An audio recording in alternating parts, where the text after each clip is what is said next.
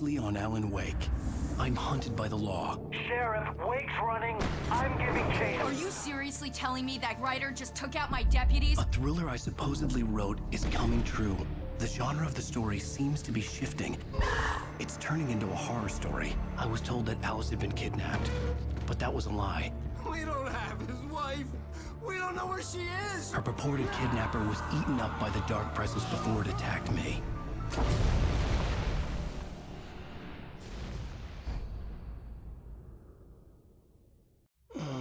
Alan, shh, baby. It was just a nightmare. Alice. There you go, Alan. Hartman. I fell. I had to give you a sedative. Don't fight it. You went through another rough period. What?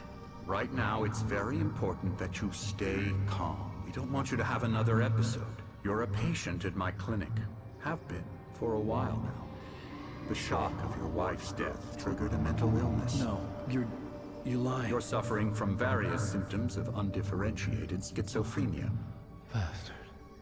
It's okay, Alan. Just let go.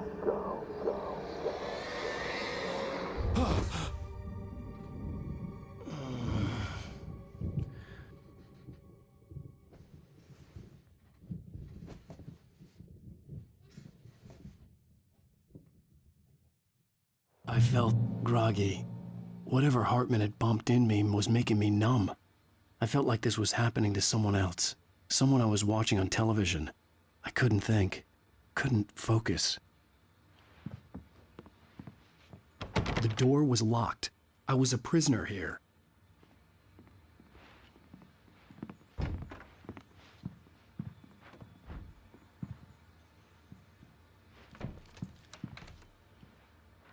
Good evening, Alan. Are we feeling better now? Feeling calm? Yeah. I see you brought your pet gorilla with you.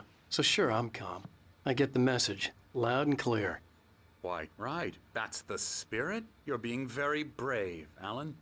I understand you're confused. I would be more concerned if you weren't suspicious of me. I don't blame you for it. Big of you. Now, why don't you come with me? We'll reacquaint you with my clinic and go over everything you might have forgotten. Little walk and some fresh air? Yes, it will do you good. This corridor is for patients. Most of them aren't here right now. Jack took them out for a fishing trip, except for the ones who are particularly vulnerable, of course.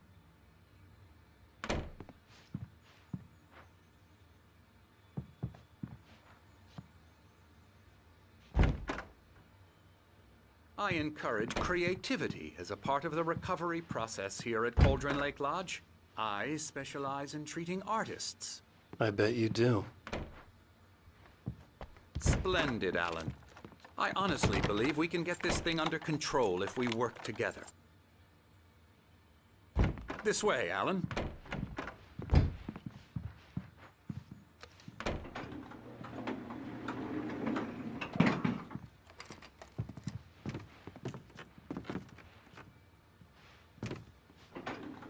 Now, Alan, from past experience with you, I know I need to get right into the heart of the matter as quickly as I can after an episode. So I'm just going to say this. Alice is dead. No. You're in a very vulnerable state until you understand and accept this. Alice drowned, and you couldn't face that. You're suffering from hallucinations, paranoid delusions, unusual thinking, an obsession about light and darkness, a feeling that everything revolves around you, your thoughts and dreams. Your mind has constructed an elaborate fantasy scenario in which your writings are affecting reality. She has been kidnapped and supernatural forces of darkness are trying to stop you. We go this way, Alan.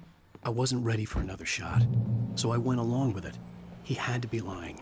But under the influence of the drug he had given me, I had to fight not to believe his words. It's all in your head. You've been making it up. Apart from the tragic accident with your wife, no one has been killed. Your delusions are just a manifestation of your subconscious mind trying to protect you from the too painful truth. Unless we fight the fantasy, it will return. I know the instinct is to resist me, but think about it. Doesn't this make far more sense than the insane supernatural conspiracy you've concocted in your mind? You're a skeptic by nature, Alan. We both know this. Everything can be explained logically.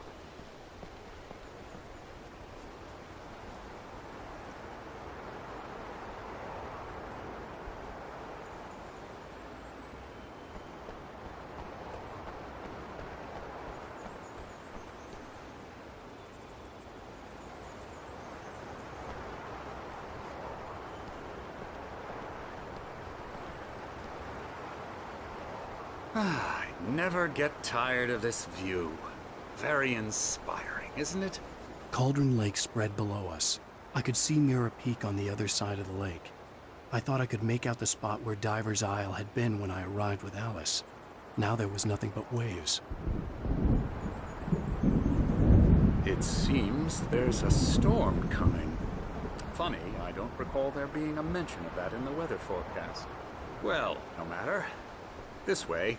Follow me. Alan, what I'm telling you is good news. Right now, we're in control. Every time you have a relapse, it gets more and more difficult to resurface from the dark depths of your imagination.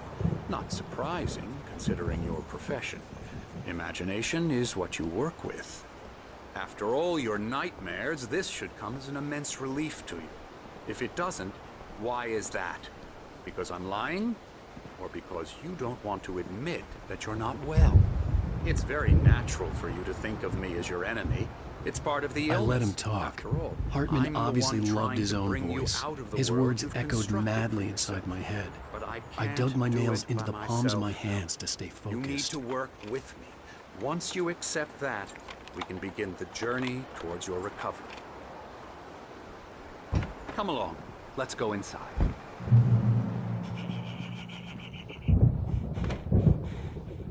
Here's the entrance to the office wing. That's for staff only.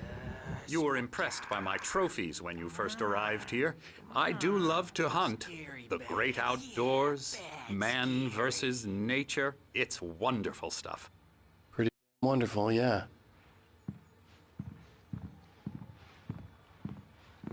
Scary, scary, scary.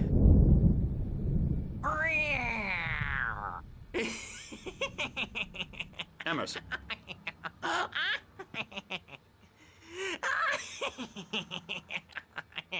I'm a real bad dream, mister. You should be afraid of me. Don't want to run into me in the night, that's for sure. Please, Emerson. Mr. Wake is confused enough as it is. Yeah, you'd like me to go away so you won't be scared. But you can't just decide what kind of dream you have or when you have it. Emerson. Okay. Sorry. Boo. That's Emerson. We're actually making some progress with him, I'm happy to say. He works on Elbow video strike. games. Ooh, yeah. It's trash, of course, but it does Get involve him some to the head. small creative effort, which makes him receptive to my therapeutic methods. No kidding.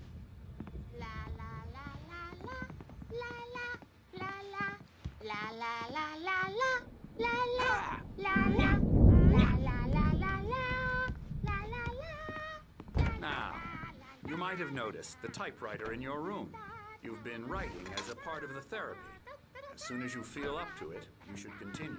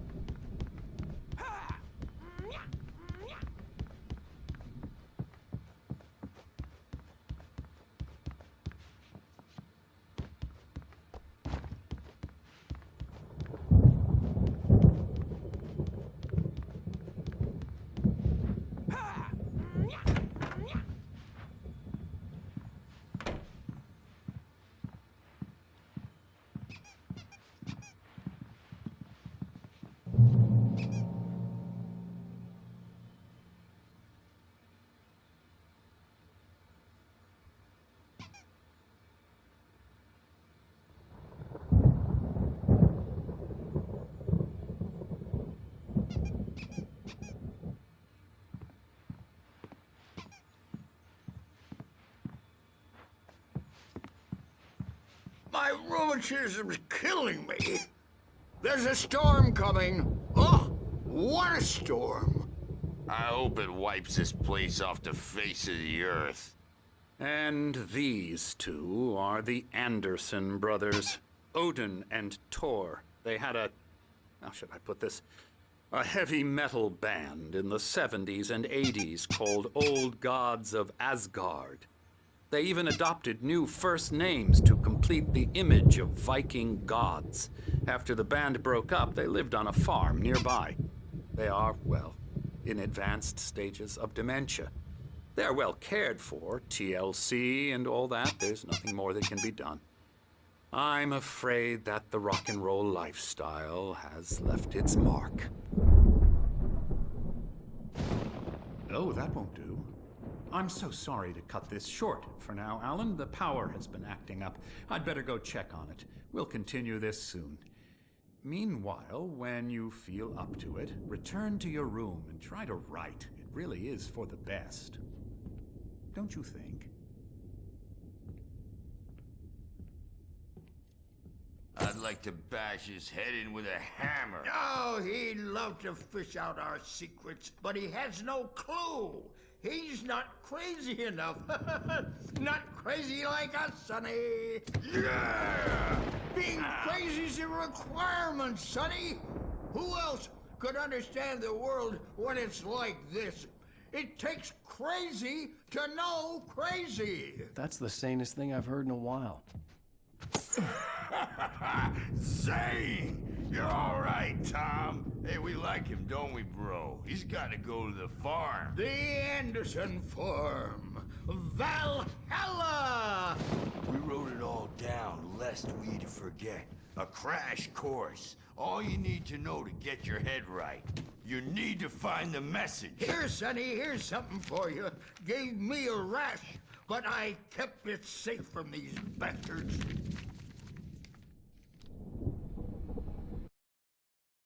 Zane could feel the poems, taking form, shaping things.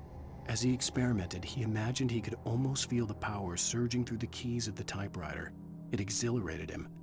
But there was fear, too. If not for his young assistant Emil, he would have given it up. But Emil convinced him otherwise. He, too, had a way with words.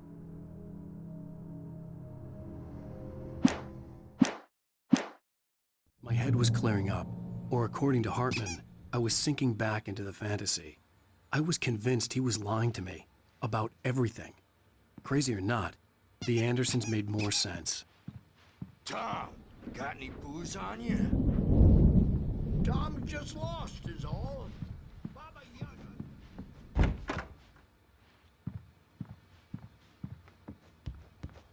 Yeah, good thing he's not overreacting or anything. Well, he's the boss. I may need a hand here later on, Birch. The storm's bound to make you-know-who jumpy. You know how they get. Gotcha. The doc's got me looking after Wake here, but holler if they get too rowdy. I'll do that, Birch. Hey, Wake, why don't you humor Dr. Hartman and give the writing a shot, huh? Typewriter's in your room. You can get to your room by those stairs, Wake.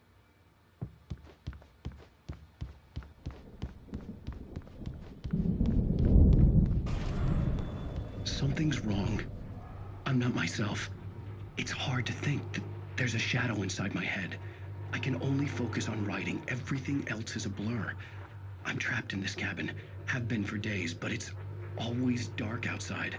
My editor is real. I saw her again. She's not human. It's not human. A dark presence is wearing the old woman's face. She was covered in clinging shadows. There's a hole in her chest where her heart should be. I think I've made a horrible mistake. I don't think I'm any closer to saving Alice. It's been lying to me, using me to get the story it wants, and the story will come true.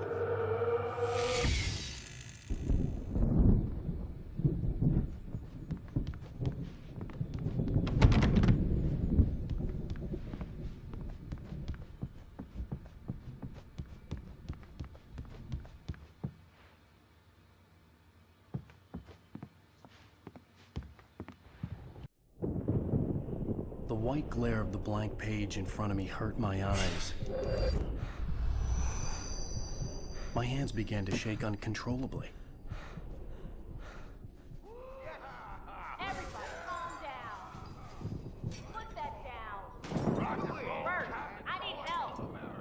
Hey, Wake, you stay here. I'm gonna go see what's up. You just keep doing what you're doing. Be cool, okay?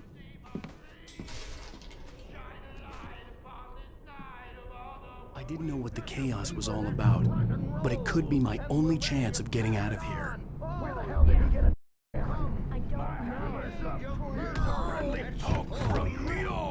don't know. Oh, afraid of the crazy brothers, are ya? Not so weak now, are we? Well, things are unraveling. Hartman kept talking, giving Barry the grand tour, clearly proud of the place. He went on and on about his hunting trophies, and Barry was impressed. But he was here on business. He raised his voice, cut through the monologue. Hey, Hartman, where's Al? Hartman stopped in mid-sentence, annoyed at the interruption. He nodded at the hulking orderly standing nearby. The man smiled and clapped a practiced hand on Barry's shoulder. Fast, aren't they? Ha ha! Nah!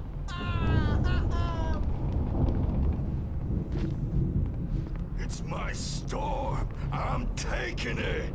Sinclair looked bad. That wasn't a love tap. The crazy old fart hit her hard. And if she was one of Hartman's goons, she had it coming.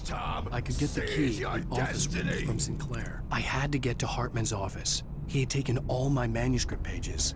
That's where he'd been keeping them. The music, Birch. It's time to pay the piper. Maybe you could come out and beat our wrinkled adult diaper. The photo on the wall caught my attention. In it, the clinic staff was standing outside the lodge. I knew the man next to Hartman. He was the kidnapper. Hartman had been playing me all along.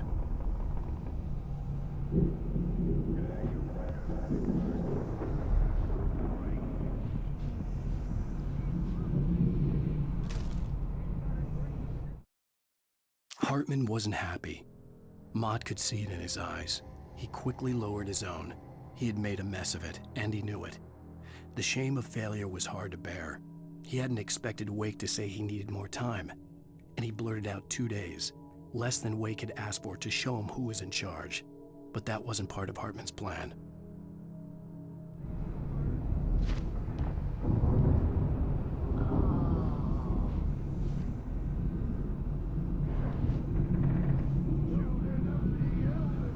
The markings on the tape said they were recordings Hartman had made of the sessions with his patients. I saw Alice's name on one of them. For a moment, I couldn't breathe right. Now, Mrs. Wake, can you tell me about Alan's problems? He's more and more out of control all the time. The parties, he's so angry all the time. He's getting violent. Do you mean with you? No, not with me. No, never. Sometimes I almost wish Alan would take a swing at me, because at least that'd lead to a conversation he couldn't just march out of. But no. Alan doesn't really sleep. And the work, well, he's not writing at all. He sits there for hours and just gets more and more frustrated. And I can't talk to him. Yes. Tell me, Mrs. Wake, what would you say to him if he'd listen? I don't know. I want to say, I look at you, and it's not you. Just some stranger who resembles you. Looking out from behind your eyes, and I don't like that guy much. And now it's all gonna go to hell. But you don't ever say this. No. I've tried, but he's not listening. He's too deep in his own problems, always going on about something else. I'm so afraid I'm gonna lose him, and we're not even talking anymore. He doesn't let me in anymore. He just keeps me in the dark. I'm so alone here, even when he's home. Please help me, Doctor, because I'm at my wit's end. Well, if you can just get him here, I'll absolutely do my very best. Yeah, but Doctor, you need to be careful with him. He's not just going to listen to you and cooperate. He's the most stubborn man I've ever met. Well, I'll be sure to bear that in mind. Hearing her voice, what she was saying made me happy and sick and guilty all at once. Worst of all, I recognized the words. The phone call from her. It had been a cut-up of this. Just a recording. Rudolph Lane's case is interesting. He was completely blocked, and frankly, I was about to discard him as useless. However, once Wake arrived and started writing, something changed in Rudolph. He's producing extraordinary work, increasingly dark pieces. Unfortunately, he doesn't respond to direction at all, and it's my belief that he's not so much a creator as an illustrator, perhaps, a recorder of sorts.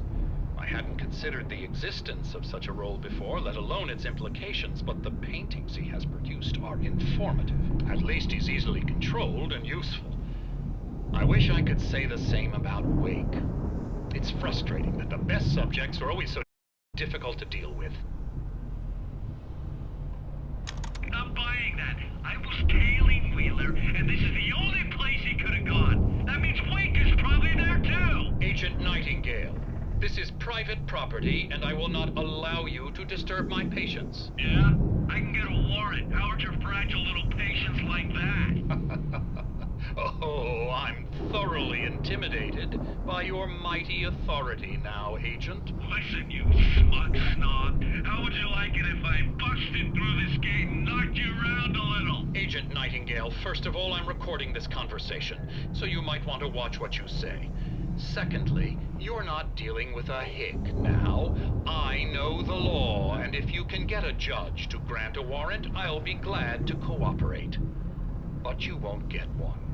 Be advised that any further communications with me are to be made through my lawyer. I don't believe this. Good day, Agent. Yeah.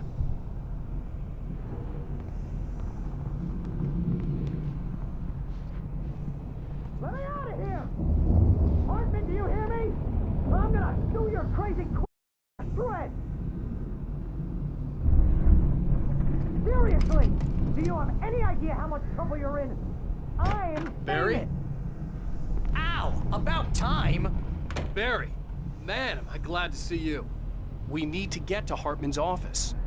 It's right next door. You okay? Yeah. I mean, no! The cops found me at Rose's trailer, but they didn't hassle me too much. I'm obviously a victim in this, and I demanded to be treated as such. Or else I'd sue their... Speaking of, that Fed gave me a real hard time, but I had no clue where you were. That guy's crazy, Al. But he let me go, and then I get a call from Hartman, that son of a... who tells me you're here, and I should come pick you up, but when I got here, 2 goons clobbered me and stuck me in there. What's with the cutout? I stole it from the diner to piss off Rose after what she did to us. That'll teach her. Yeah, that's a harsh punishment. Come on, pal, we gotta get going.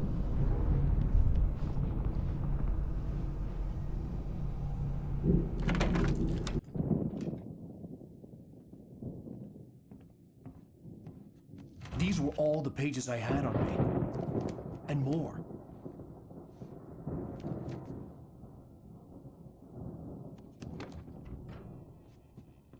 Alan, please. You're sliding back into the... Tell me one more lie and I'll shoot you in the face. Ah, well, it was worth a shot. Really, Wake, come on. Let's work together on this. You have no idea... Hartman, shut up! Barry, get out of here. I'll catch up with you. Get a car. Oh, Al, let's just... Go! Wake, listen to me. This is a mistake. Don't you see? Together we can create something absolutely wonderful. With your ability and mine.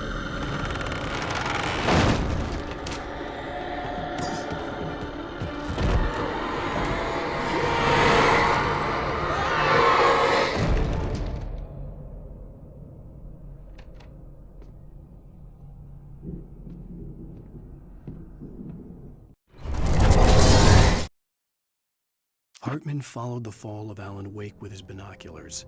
When the rider hit the water, he ordered Jack to take the boat to him. The spot was easy to see in the dark, even with all the extra lights in the boat. The flare floated and kept burning even in the water. Jack turned the radio louder as the engine sputtered. The music was rough and clanking, something the Anderson brothers would no doubt have enjoyed. But Hartman chose to ignore it. Wake was finally within his reach.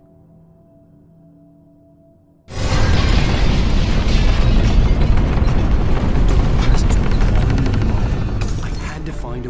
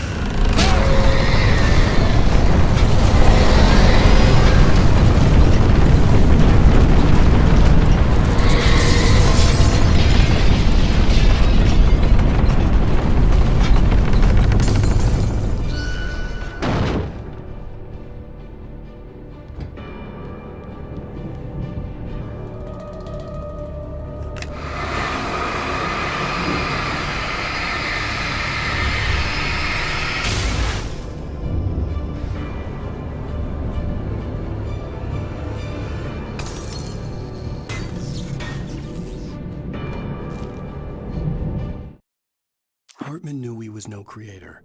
He had no ambitions on that front. And he certainly didn't want to end up like every artist he had worked with here, damaged in ways that were hard to describe, or worse. It was enough for Hartman to maintain creative control and provide direction, to be a producer. That was what most of these people were in need of anyway. Of course, suitable subjects were few and far in between.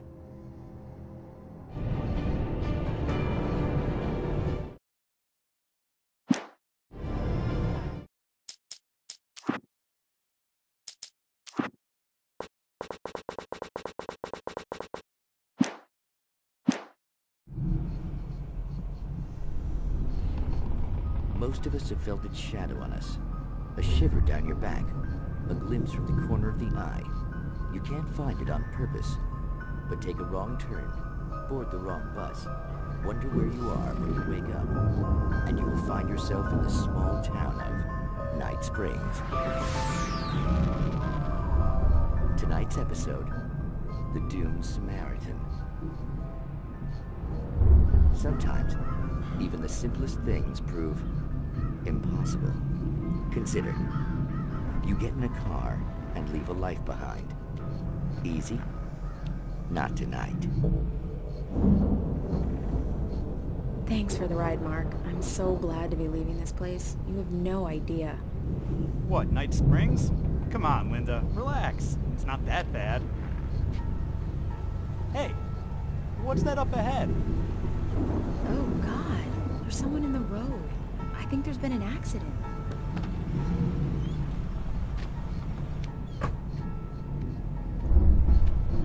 Are you all right? Oh no, Linda! Oh no! It was me on the road! Wait! Tell him to watch out for the truck! Watch out for the truck! My God, Mark?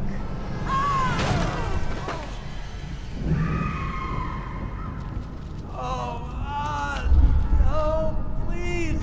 God, no! Linda! Linda! Thanks for the ride, Mark. I'm so glad to be leaving this place. What, Night Springs? Come on, Linda. Relax. It's not that bad. Hey, what's that up ahead? Oh, God. There's someone in the road. I think there's been an accident.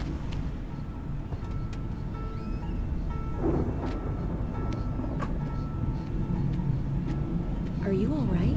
Oh no, Linda! Oh no! It was me on the road! Wait! Tell him to watch out for the truck!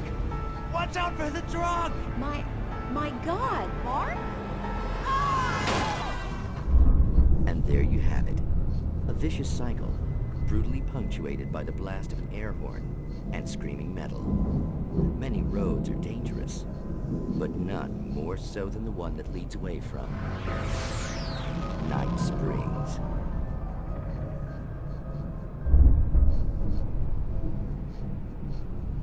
Magic, parlor tricks, smoke and mirrors. But for some, magic is more than that. It's a way of working the secret machinery of reality itself. And more than one member of that eldritch brotherhood can be found in Night Springs. Tonight's episode, What's in a Name? We find an old man standing on an old, rusting, derelict bridge, leaning his bony frame against the cold steel. And though he looks idle, he is hard at work. His young apprentice attends to him, as good apprentices do. Yes, yes. Coming along nicely. Don't you think, boy? Yes, Magus. Sir, we've been getting some complaints. Are you defacing the bridge? Oh. No, I wouldn't do that. Sir, I can see the screwdriver in your hand and the scratches on the steel beams. You've been spotted doing this all over town. Yes. I have been very busy, but I'm no vandal, officer. Exactly what are you up to, sir? He's writing his name on the town. The youngster is correct. I'm writing my name, my whole name, the entire and complete description of my soul on the town. I'm almost done. Yeah? Well, all I see is an old man tagging public property. Oh, I should bow down to the wisdom of your years? Words have power, young man. Names and titles especially. Uh-huh. And, what's your name supposed to be? Tell him, boy. Tell him while I finish the carving. Officer, it's... Say my name, boy. Say it. It's Night Springs, officer. But isn't that... That's the name of the town, isn't it? Yes, it is from now on. Wait, where'd he go? Hey, where is he? Oh, officer. You know where he is, and what he is, don't you? I think you should get in your car and drive away, and remember which town you're serving.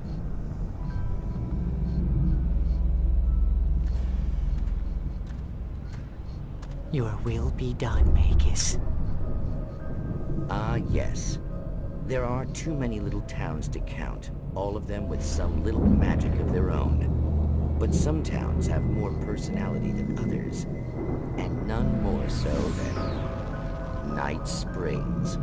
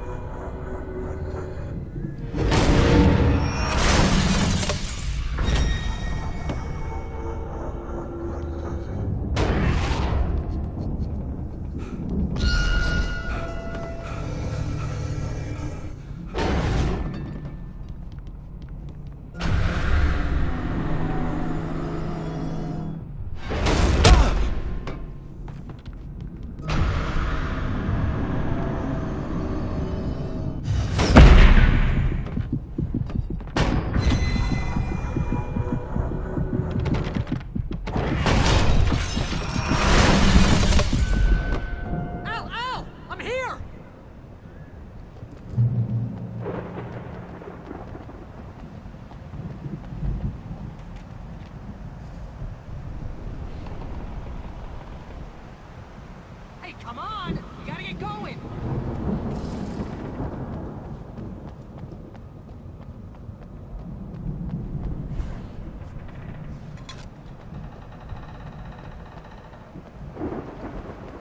Al! I'm over here! I found the car, but the gate's locked. You're gonna have to go through the hedge maze over there! Barry, I don't have a light. Take this, Al! Oh, God! Look at the house, Al! Look out!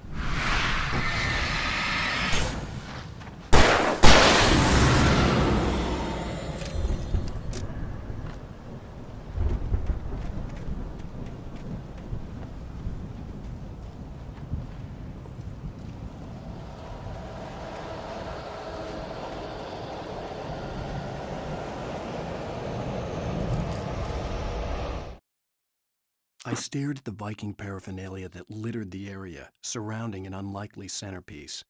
A full-size stage complete with an impressive sound system with all the trimmings, including a dragon. It took a special kind of crazy to build something like this in a remote field. When the sky split open with a deafening boom and the music started blasting, it felt strangely appropriate.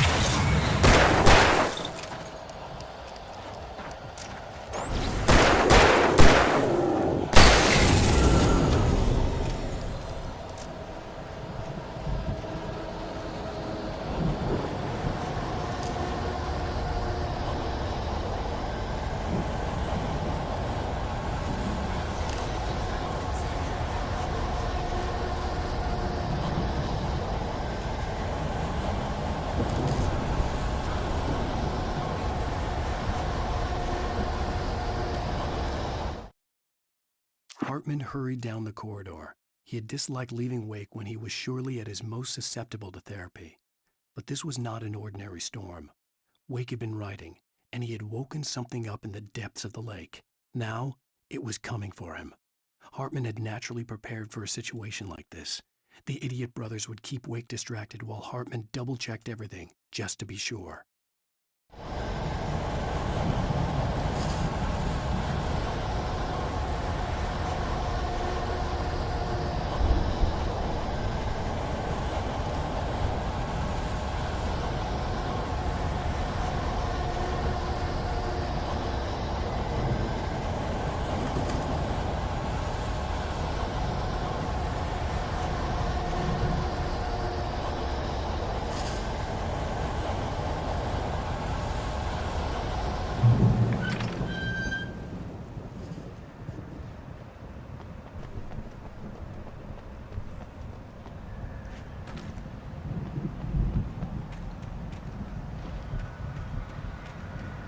You get 2 barrels in the morning, and then you'll be nice and calm.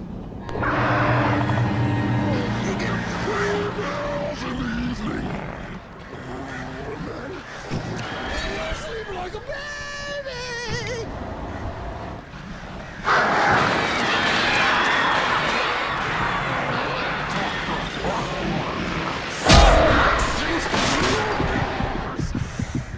That way we don't have any trouble, and I don't have to punish anybody.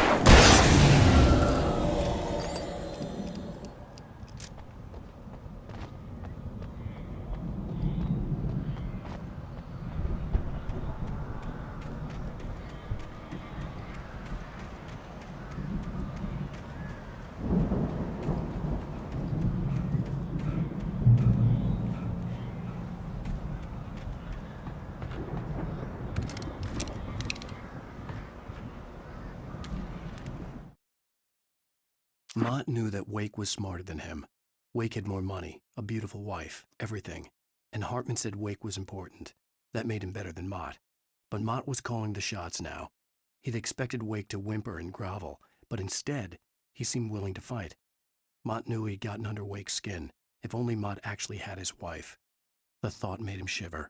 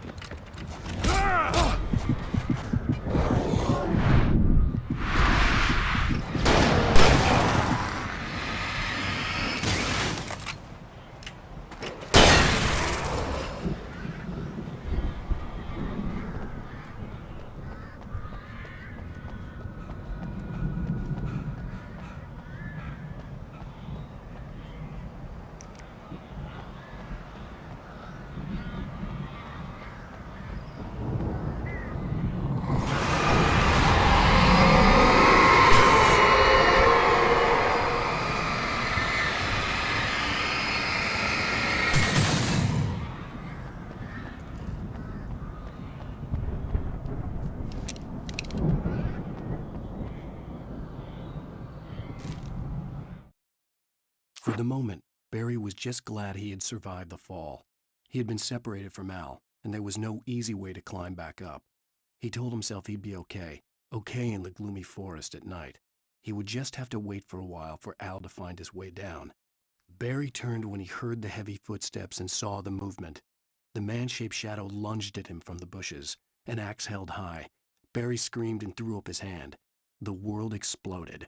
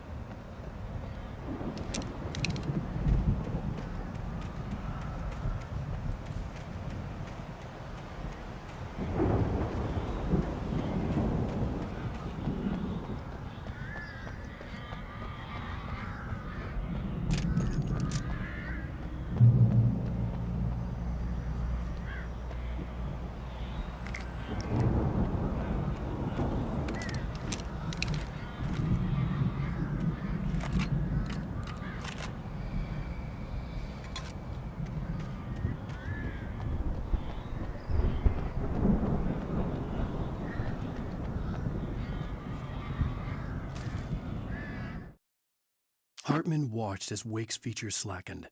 The man was bullheaded, no doubt. Even lying on the bed, he'd almost broken Hartman's nose the second time. But with a little time, he could break Wake down, give him proper direction. Wake was easily the most promising subject he had had. Well, since Tom, really. Sleep well, Alan, Hartman whispered with a smile. Let me take care of you. He sniffed hard to clear his throbbing nose, swallowed blood, and barely tasted it.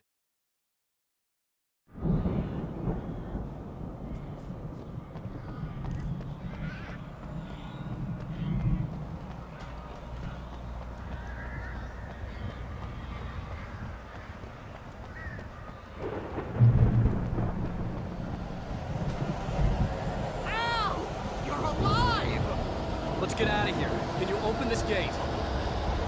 Maybe. Barry. Well, I slammed it shut when the nasty showed up, and the key fits kind of loose in the lock, so, I'll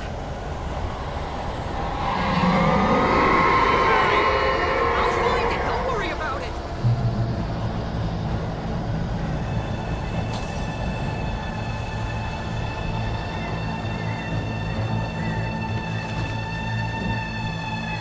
Hurry up, Barry. I'm on it. I'm on it.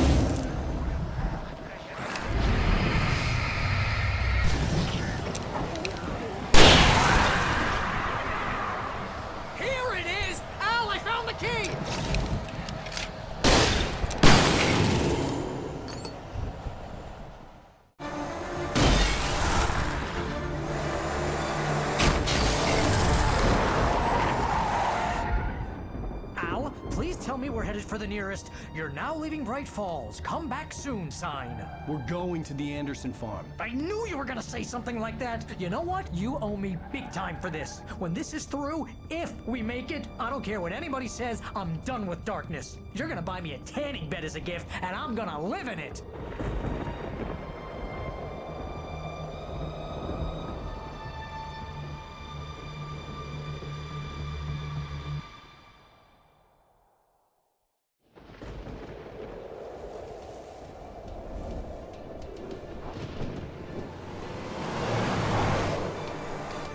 I'm crazy, but that's fine, Barry.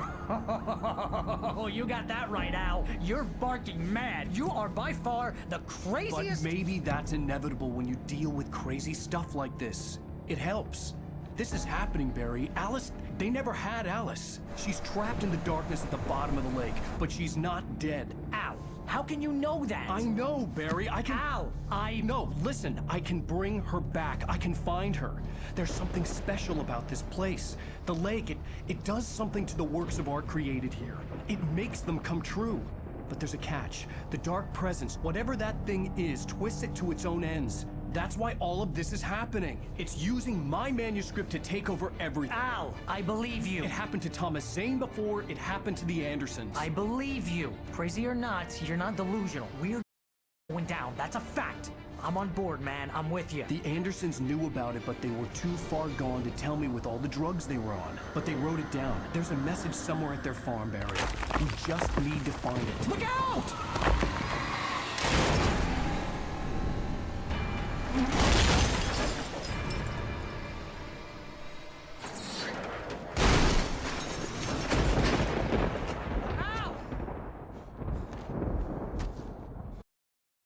Talk to me!